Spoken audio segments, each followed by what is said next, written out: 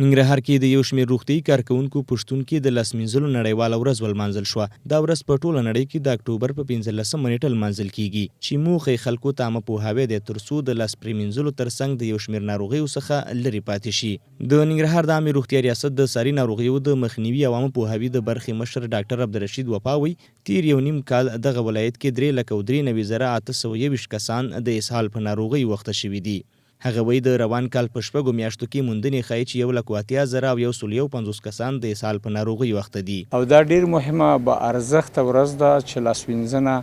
ډیر ارزښت لري او زمونږ د ډیر ناروغۍ وخت او رانه کم اخلي او پراکټس په درست ډول ترسره کړو موږ د ډیرو ناروغیو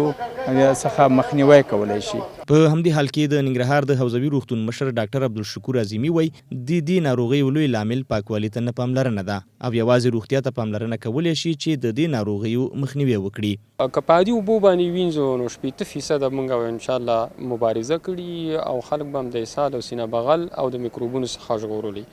او که په صابون باندې وینځو نو 40% به موږ د اسهال کچه راکمه کړي او 2% هم د نمونیا یا د سینه بغل کچه